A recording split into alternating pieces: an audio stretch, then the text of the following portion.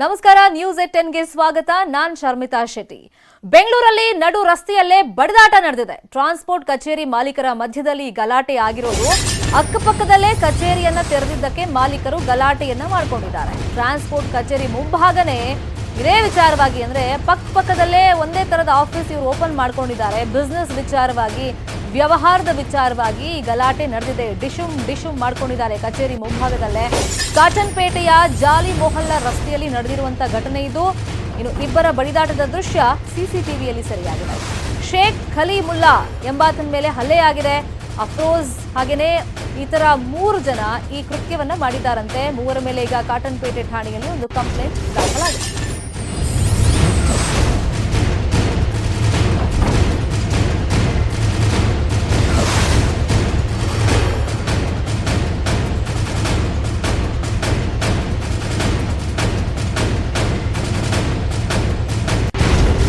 ನಡೆದಿರುವಂತ ಗಲಾಟೆ ಇದು. ಈಗ ಟ್ರಾನ್ಸ್ಪೋರ್ಟ್ ಕಚೇರಿಯನ್ನ ಪಕ್ಕದಲ್ಲೇ ಓಪನ್ ಮಾಡ್ಕೊಂಡಿದ್ದಾರೆ. ಈ ವ್ಯವಹಾರದ ವಿಚಾರವಾಗಿ ಇಬ್ಬರ ಮಧ್ಯದಲ್ಲಿ ಗಲಾಟೆ ಆಗಿದೆ. ಟ್ರಾನ್ಸ್ಪೋರ್ಟ್ ಕಚೇರಿ ಮುಂಭಾಗದಲ್ಲೇ ಗಲಾಟೆ ಮಾಡ್ಕೊಂಡಿದ್ದಾರೆ. ಸಿಸಿಟಿವಿ ಫುಟೇಜ್ ನೋಡ್ತಾ ಇದೀವಿ ನೋಡಿ, ಯಾವ ತರ ಅಲ್ಲಿ ಬಡದಾಟ ಮಾಡ್ಕೊಂಡಿದ್ದಾರೆ ಅಂತ. ಅಲ್ಲಿ ಒಬ್ಬ ವ್ಯಕ್ತಿ ಮೇಲೆ ತುಂಬಾ ಜನ ಸೇರ್ಕೊಂಡು ಹಲ್ಲೆ ಮಾಡ್ತಿರೋದು ಗಮನಕ್ಕೆ ಬರ್ತಾ ಇದೆ. ಸದ್ಯಕ್ಕೀಗ ಇಬ್ಬರು ಮಾಲೀಕರ ಮಧ್ಯೆ ಡಿಶುಮ್ ಏನಾಗಿದೆ, ಅದು ಪೊಲೀಸ್ ಸ್ಟೇಷನ್ ಮೆಟ್ ಹತ್ತಿದೆ.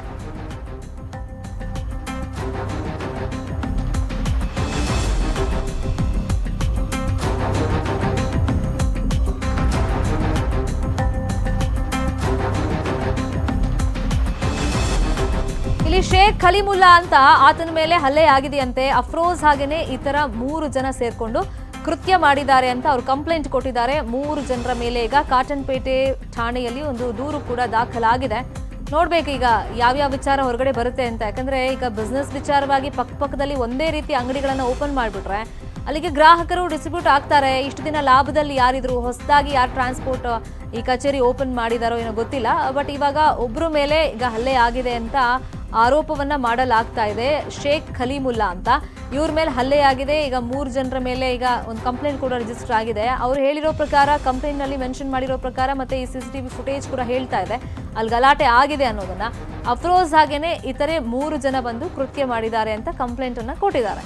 ಒಟ್ಟಲ್ಲಿ ಇದು ಬೆಂಗಳೂರಲ್ಲಿ ನಡು ರಸ್ತೆಯಲ್ಲೇ ಆಗಿರುವಂತ ಒಂದು ಗಲಾಟೆ. ಟ್ರಾನ್ಸ್ಪೋರ್ಟ್ ಕಚೇರಿ ಮಾಲೀಕರ ಮಧ್ಯದಲ್ಲಿ ಆಗಿರುವಂತ ಗಲಾಟೆ. ಇದೇ ವಿಚಾರವಾಗಿ ಮತ್ತಷ್ಟು ಇನ್ಫಾರ್ಮೇಶನ್ ಕೊಡ್ತಾರೆ. ಫೋನ್ ಸಂಪರ್ಕದಲ್ಲಿ ಜಾಯಿನ್ ಆಗಿದ್ದಾರೆ ನಮ್ಮ ರಿಪೋರ್ಟರ್ ಮುನಿರಾಜು. ಸಿಸಿಟಿವಿ ಫುಟೇಜ್ ನಾವು ಕೂಡ ನೋಡ್ತಾ ಇದೀವಿ. ಅಂದ್ರೆ ಹೊಸದಾಗಿ ಯಾರಾದ್ರೂ ಓಪನ್ ಮಾಡಿದ್ರ, ಮೊದಲೇ ಒಂದು ಟ್ರಾನ್ಸ್ಪೋರ್ಟ್ ಕಚೇರಿ ಇತ್ತು, ಹೊಸದಾಗಿ ಓಪನ್ ಮಾಡಿದ, ಅಥವಾ ಹಿಂದಿನಿಂದಲೂ ಇತ್ತು, ಪರಸ್ಪರ ಫೈಟ್ ಆಗ್ತಾ ಇತ್ತಾ ಬಿಸ್ನೆಸ್ ವಿಚಾರವಾಗಿ? ಶರ್ಮಿತಾ, ಅಲ್ಲಿ ಹಳೇದಾಗಿ ಒಂದು ಕಚೇರಿಯನ್ನು ಮಾತ್ರ ಅಲ್ಲಿ ಮೊದಲಿಂದ ನಡ್ಸ್ಕೊಂಡು ಬರ್ತಾ ಇದ್ದಾರೆ. ನಂತರ ಅಲ್ಲಿ ಖಲೀಮುಲ್ಲಾ ಎಂಬಾತ ಒಂದು ಹೊಸ ಕಚೇರಿಯನ್ನು ಓಪನ್ ಮಾಡಿದ ಸಂದರ್ಭದಲ್ಲಿ ಅಲ್ಲಿ ಇಬ್ಬರ ನಡುವೆ ಒಂದು ಕ್ಲಾಶ್ ಉಂಟಾಗುತ್ತೆ. ಏನು ತನ್ನ ಬಳಿ ಬರುವಂತ ಒಂದು ಗಿರಾಕಿಗಳನ್ನ ನೀವು ಕರ್ಕೊಳ್ತಾ ಇದ್ರೆ, ಮತ್ತೆ ಅಲ್ಲಿ ಜಾಸ್ತಿ ಜನ ಬರ್ತಾ ಇದಾರೆ ಅಂತ ಹೇಳಿ ಇಬ್ಬರ ನಡುವೆ ಒಂದು ಮಾತಿನ ಚಕಮಕಿಯಾಗಿ ಈ ಒಂದು ಗಲಾಟೆ ನಡೆದಿರುವಂತದ್ದು. ನಂತರ ಅಕ್ಕಪಕ್ಕದೇ ಇದ್ದಂತ 2 ಟ್ರಾನ್ಸ್ಪೋರ್ಟ್ ಮಾಲೀಕರು ಒಂದು ಒಡೆದಾಟವನ್ನು ಸಹ ಮಾಡ್ಕೊಂಡಿರುವಂತದ್ದು ಸಿಸಿಟಿವಿಯಲ್ಲಿ ಸೆರೆಯಾಗಿದೆ. ಇಬ್ರು ಸಹ ರಸ್ತೆಯಲ್ಲೇ ಕೈ ಮಿಲಾಯಿಸಿಕೊಂಡು ಅಲ್ಲಿ ಹೊಡೆದಾಟವನ್ನು ಸಹ ಮಾಡಿದ್ದಾರೆ. ಮತ್ತೆ ಈ ಬಗ್ಗೆ ಒಂದು ಪೊಲೀಸ್ ಠಾಣೆಯಲ್ಲಿ ಎಫ್ಐಆರ್ ಸಹ ದಾಖಲಾಗಿದ್ದು, ಪೊಲೀಸರು ಅವರನ್ನ ಕರ್ಕೊಂಡು ಬಂದು ಒಂದು ವಿಚಾರಣೆಯನ್ನು ಸಹ ಮಾಡಿರುವಂತದ್ದು. ಏನು ಲಾಸ್ ಆಗ್ತಿದೆ, ತಮ್ಮ ಕಚೇರಿಗೆ ಬೇರೆ ಯಾರು ಬರ್ತಾ ಇಲ್ಲ, ಟ್ರಾನ್ಸ್ಪೋರ್ಟ್ ನಲ್ಲಿ ಬುಕಿಂಗ್ ಆಗ್ತಾ ಇಲ್ಲ ಅಂತ ಹೇಳಿ ಖಲೀಮುಲ್ಲಾ ಮತ್ತೆ ಬೇರೆ ಮತ್ತೊಬ್ಬ ವ್ಯಕ್ತಿ ಏನಿದ್ದಾರೆ ಇಬ್ರು ಸಹ ಸೇರಿ ಅಲ್ಲಿ ಕೈ ಮಿಲಾಯಿಸಿ ಸುಮಾರು 4-5 ಜನ ಸೇರಿ ಖಲೀಮುಲ್ಲಾ ಮೇಲೆ ಒಂದು ಹೊಡೆದಿರುವಂತದ್ದು ಸಹ ಒಂದು ಸಿಸಿಟಿವಿಗಳಲ್ಲಿ ನೋಡಬಹುದು. ಶರ್ಮಿತಾ, ಥ್ಯಾಂಕ್ ಯು ಮುನಿರಾಜು ತಮ್ಮ ಇನ್ಫಾರ್ಮೇಶನ್ಗೆ. ಹಣ ಎಗರಿಸಿ ಓಡ್ತಾ ಇದ್ದ ಕಳ್ಳರಿಗೆ ಸಖತ್ ಗೂಸ ಬಿದ್ದಿದೆ. 50,000 ರೂಪಾಯಿ ಕಿತ್ಕೊಂಡು ಓಡ್ತಾ ಇದ್ರು ಕಳ್ಳರು. ಸರಿಯಾಗಿ ಥಳಿಸಿದ್ದಾರೆ ಎಲ್ಲ ಸೇರ್ಕೊಂಡು. ತುಮಕೂರಿನ ಸದಾಶಿವ ನಗರದಲ್ಲಿ ಈ ಘಟನೆ ನಡೆದಿರೋದು. ಇಲ್ಲಿ ಸಂಜು ಅನ್ನೋರ್ ಬಳಿಯಿಂದ 50,000 ರೂಪಾಯಿಯನ್ನ ಈ ಕಳ್ಳರು ಎಗರಿಸಿದ್ರು. ಹಣ ಕಸ್ತು ಪರಾರಿ ಆಗ್ತಾ ಇದ್ರು ಇಸ್ಮಾಯಿಲ್ ಮುಬಾರಕ್ ಅನ್ನೋ ಕಳ್ಳರು. ಈ ಕಳ್ಳರನ್ನ ಥಳಿಸಿ ಸದ್ಯಕ್ಕೆ ಸ್ಥಳೀಯರು ಪೊಲೀಸರಿಗೆ ಒಪ್ಪಿಸಿದ್ದಾರೆ.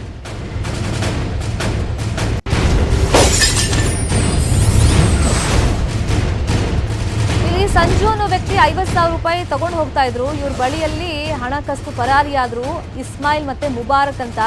ಸ್ಥಳೀಯರ ಗಮನಕ್ಕೆ ಬಂತು, ಅವರನ್ನು ಹಿಡಿದ್ರು, ಸರಿಯಾಗಿ ಗೂಸ ಕೊಟ್ಟಿದ್ದಾರೆ. ಪೊಲೀಸ್ ಸ್ಟೇಷನ್ಗೆ ಕರ್ಕೊಂಡು ಹೋಗಿ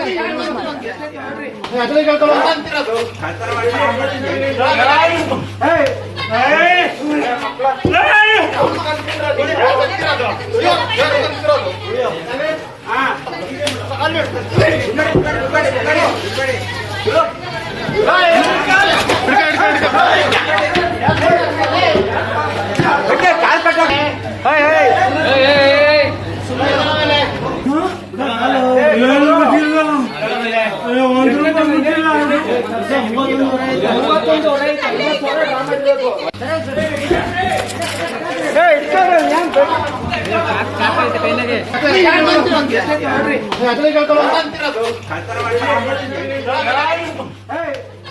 ಇದೇ ವಿಚಾರವಾಗಿ ಮತ್ತಷ್ಟು ಇನ್ಫಾರ್ಮೇಶನ್ ಕೊಡ್ತಾರೆ. ಫೋನ್ ಸಂಪರ್ಕದಲ್ಲಿ ಜಾಯಿನ್ ಆಗಿದ್ದಾರೆ ನಮ್ಮ ರಿಪೋರ್ಟರ್ ವಿಠಲ್ ಕುಮಾರ್. ವಿಠಲ್ ಕುಮಾರ್, ಸಿಕ್ ಬಿದ್ದಿದ್ದಕ್ಕಾಯ್ತು, ಆ 50,000 ಏನು ಕಳ್ಳರು ತಗೊಂಡು ಹೋಗ್ತಾ ಇದ್ರು ಅದನ್ನ ಕಂಪ್ಲೀಟ್ ಆಗಿ ರಿಕವರ್ ಮಾಡ್ಕೊಂಡಿದಾರಾ? ಆಮೇಲೆ ಘಟನೆ ಆದ್ಮೇಲೆ ಸದ್ಯಕ್ಕೆ ಇವರಿಬ್ಬರಿಗೆ ಎಲ್ಲಿದ್ದಾರೆ? ಶರ್ಮಿತಾ, ಈಗಾಗಲೇ ಇವರು ಏನೋ ಸಿಕ್ ಬಿದ್ದಿರಂತ ಕಳ್ತನ ಮಾಡ್ತಕ್ಕಂಥವ್ರು ಈಗ ತಿಲಕ್ ಪಾರ್ಕ್ ಪೊಲೀಸ್ ಠಾಣೆಯಲ್ಲಿ ಒಂದು ಪೊಲೀಸ್ ಕಸ್ಟಡಿಯಲ್ಲಿ ಇದೆ ಅಂತ ಹೇಳ್ಬೋದು. ಏನು ಕಳೆದ 1 ತಿಂಗಳಿಂದನೂ ಕೂಡ ತುಮಕೂರು ನಗರದಲ್ಲಿ ಇದೊಂದು ಸದಾಶಿವನಗರ ಅಂತಾನೆ ಅಲ್ಲ, ಮಂಡಿಪೇಟೆ ಆಗಿರ್ಬೋದು, ಚಿಕ್ಕಪೇಟೆ ಆಗಿರ್ಬೋದು, ಮತ್ತೆ ಕಾಲ್ಟ್ಯಾಕ್ಸ್ ಸರ್ಕಲ್ ಆಗಿರ್ಬೋದು, ಓವರ್ ಆಲ್ ಟೌನ್ ನಲ್ಲಿ ಒಂದು ಕಳ್ಳರುಗಳು ಈ ತರದೊಂದು ದುಷ್ಕೃತ್ಯ ಮಾಡ್ತಾ ಇದ್ದಾರೆ. ಮತ್ತೆ ಇವರೇ ಅಂತಾನು ಹೇಳೋದಕ್ಕೆ ಸಾಧ್ಯ ಇಲ್ಲ, ಇವರ ಟೀಮ್ ಅಲ್ಲಿ ಯಾರು ಬೇಕಾದ್ರು ಮಾಡಿರ್ಬೋದು. ಯಾಕಂದ್ರೆ ಆ ಸ್ಕೂಟಿಯಲ್ಲಿ ಬರುವಂತದ್ದು ಅಥವಾ ಪಲ್ಸರ್ ಗಾಡಿಯಲ್ಲಿ ಬರುವಂತದ್ದು ಪ್ರತಿಯೊಬ್ರು ಈ ತರ ಒಂದು ಹಿಂಗೇನೋ ನಡ್ಕೊಂಡು ಹೋಗ್ತಾ ಇದ್ದಂತ ಮಹಿಳೆಯರಾಗಿರ್ಬೋದು, ಮತ್ತೆ ಮನೆಗಳ ಹತ್ರ ಕೆಲಸ ಮಾಡ್ತಾ ಇದ್ದ ಮಹಿಳೆಯರಾಗಿರ್ಬೋದು, ಎಲ್ಲರ ಹತ್ರನು ಕೂಡ ಚೈನ್ಗಳನ್ನ ಕಳ್ತನ ಮಾಡ್ತಕ್ಕಂಥದ್ದು. ನಿನ್ನೆ ರಾತ್ರಿ ಏನು ಒಬ್ಬ ವ್ಯಕ್ತಿ ಸುಮಾರು 50,000 ಹಣ ಇಟ್ಕೊಂಡು ಸದಾಶಿವನಗರದಲ್ಲಿ ಬರ್ತಾ ಇರ್ತಾನೆ. ಸೊ ಈ ವೇಳೆಯಲ್ಲಿ ಅವ್ರು ಬಂದು ಏನು ಬಾಕು ಇಟ್ಟು ಅವ್ರಿಗೆ ಎದುರಿಸಿ ಅಮೌಂಟ್ ಕಿತ್ಕೊಂಡು ಹೋಗುವಂತ ವೇಳೆಯಲ್ಲಿ ಆತ ಏನೋ ಅಮೌಂಟ್ ಕಳ್ಕೊಂಡಂತ ವ್ಯಕ್ತಿ ಏನಿದ್ದಾನೆ ಅವನು ಇಮಿಡಿಯೇಟ್ ಆಗಿ ಏನೋ ಅಲ್ಲಿ ಸುತ್ತಮುತ್ತ ಇದ್ದವ್ರನ್ನೆಲ್ಲ ಗಮನ ಸೆಳೆದು ಕಿರ್ಚಾಡಿದ್ದಾನೆ. ಸೊ ಈ ಒಂದು ವೇಳೆಯಲ್ಲಿ ಎಲ್ಲರೂ ಈ ಕಳ್ಳರನ್ನ ಸರೌಂಡ್ ಮಾಡ್ಕೊಂಡು ಇವ್ರಿಗೆಲ್ಲ ಅಲ್ಲೇ ಸ್ಪಾಟ್ ಅಲ್ಲೇ ಒಂದು ಸಂಪೂರ್ಣವಾಗಿ ಅವ್ರಿಗೆ ಥಳಿಸಿ ಮತ್ತೆ ಅವ್ರನ್ನ ನಂತರ ಅವ್ರ ಪೊಲೀಸ್ ಸ್ಟೇಷನ್ಗೆ ಕೊಟ್ಟಿರ್ತಕ್ಕಂಥದ್ದು. ಥ್ಯಾಂಕ್ ಯು ವಿಠಲ್ ಕುಮಾರ್ ತಮ್ಮ ಇನ್ಫಾರ್ಮೇಶನ್ಗೆ. ಸಾರಿಗೆ ಸಚಿವರ ಕಾರ್ ಸಾರಿಗೆ ಡಿಪೋ ಡೀಸೆಲ್ ಸವದಿ ಸಾಹೇಬ್ರೆ ನೋಡಿ ಸ್ವಾಮಿ, ಡಿಸಿಎಂ ಕಾರ್ ಚಾಲಕನ ಕರಾಮತ್ತು. ಇದು ಡೀಸೆಲ್ ವೈರಲ್ ಆಗಿರೋ ಸ್ಟೋರಿ.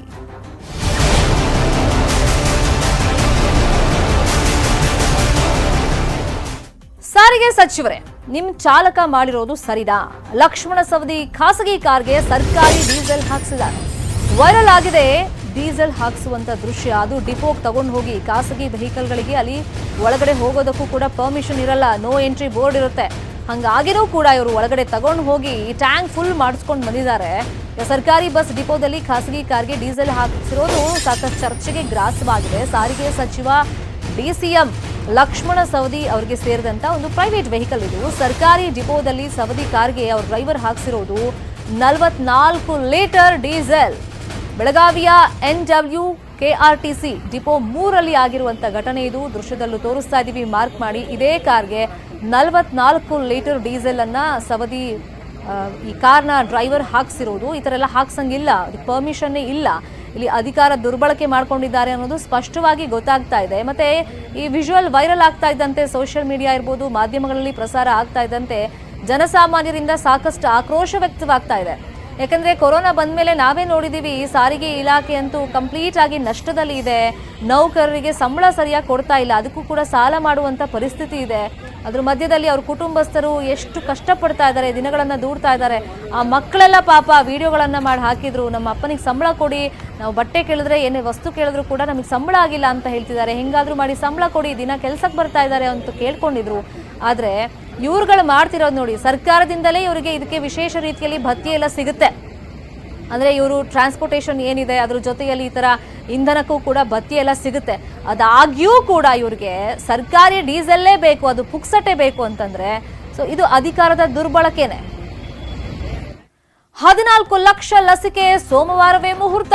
ಸಂಕ್ರಾಂತಿಗೂ ಮುನ್ನ ಕೊರೋನಾಗೆ ರಾಮಬಾಣ. ಲಸಿಕೆ ಮಹಾಭಿಯಾನ, ವ್ಯಾಕ್ಸಿನ್ ಕ್ರಾಂತಿಗೆ ಕೌಂಟ್ ಡೌನ್. ಇದು ಸಂಜೀವಿನಿ ಸೂತ್ರದ ಸ್ಟೋರಿ.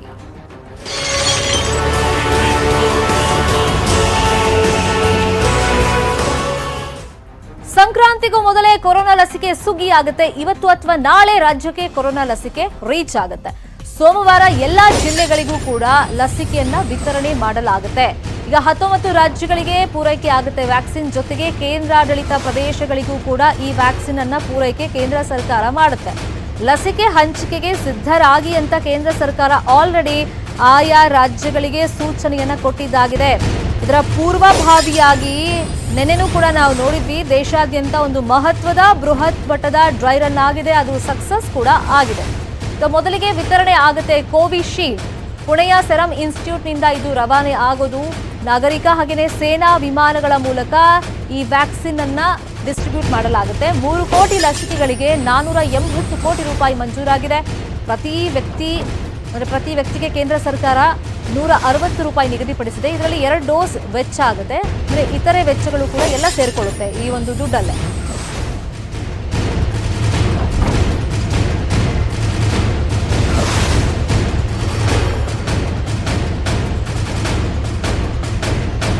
ಮಾಡಿದ್ದು ನಮಗೆ ಅಧಿಕೃತವಾಗಿ ಸರ್ಕಾರ ಕೇಂದ್ರ ಸರ್ಕಾರದಿಂದ ಸುಮಾರು 13,90,000 ಲಸಿಕೆಗಳು ನಮಗೆ ಬರ್ತಾ ಇದೆ.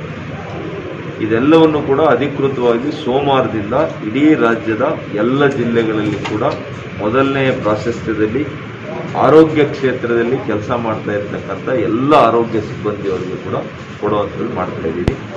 ಇಲ್ಲಿವರೆಗೂ ಕೂಡ 6,30,000 ಜನರು ಸಿಬ್ಬಂದಿಯವರು ಅವರ ಹೆಸರುಗಳನ್ನು ನಮೂದಿಸಿಕೊಂಡಿದ್ದಾರೆ. ಒಟ್ಟಾರೆಯಾಗಿ ಕರ್ನಾಟಕ ರಾಜ್ಯ ಇರ್ಬೋದು, ಭಾರತ ದೇಶದಲ್ಲಿರ್ಬೋದು, ಎಲ್ಲ ನಾಗರಿಕರಿಗೆ ಆದಷ್ಟು ಶೀಘ್ರದಲ್ಲಿ ಯಾರಿಗೆಲ್ಲ ಸಿಕ್ಕಬೇಕು ಈ ಲಸಿಕೆಗಳನ್ನು ಕೊಡುವ ನಿಟ್ಟಿನಲ್ಲಿ ಮಾನ್ಯ ಪ್ರಧಾನಿ ಮಂತ್ರಿಗಳು ಒಂದು ಸಮಯೋಚಿತವಾದಂಥ ಕ್ರಮವನ್ನು ತೆಗೆದುಕೊಂಡಿದ್ದಾರೆ. ನಾಳೆ ಅಥವಾ ಇನ್ನು ಸೋಮವಾರ ಪ್ರಧಾನಿ ಮೋದಿ ವ್ಯಾಕ್ಸಿನ್ ಮೀಟಿಂಗ್ ಅನ್ನು ಕರೆದಿದ್ದಾರೆ. ಎಲ್ಲ ರಾಜ್ಯಗಳ ಸಿಎಂ ಜೊತೆಯಲ್ಲಿ ಪಿಎಂ ಸಭೆಯನ್ನ ಮಾಡ್ತಾರೆ. ವ್ಯಾಕ್ಸಿನ್ ವಿತರಣೆ ಸಂಬಂಧ ಈ ಮೀಟಿಂಗ್ ಆಗುತ್ತೆ.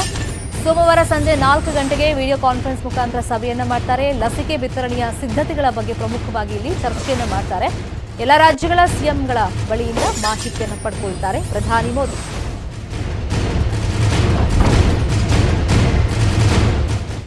ಮತ್ತಷ್ಟು ನ್ಯೂಸ್ ಅಪ್ಡೇಟ್ಸ್. ಬೆಳೆಯ ಆರ್ಭಟಕ್ಕೆ ಮೆಕ್ಕೆಜೋಳ ರಾಶಿ ಕೊಚ್ಚಿಕೊಂಡು ಹೋಗಿದೆ. ಚಿತ್ರದುರ್ಗ ತಾಲೂಕಿನ ಅಳಗವಾಡಿ ಗ್ರಾಮದ ಕಣದಲ್ಲಿ ಹಾಕಿದ್ದ ಮೆಕ್ಕೆಜೋಳ ರಾಶಿ ನೀರಲ್ಲಿ ಕೊಚ್ಚಿಕೊಂಡು ಹೋಗಿದೆ. ನೀರಿನಲ್ಲಿ ಕೊಚ್ಚಿ ಹೋದ ಮೆಕ್ಕೆಜೋಳವನ್ನೇ ಆರಿಸಿಕೊಳ್ಳೋದಕ್ಕೆ ರೈತರು ಹರಸಾಹಸ ಪಡ್ತಾ ಇದ್ರು.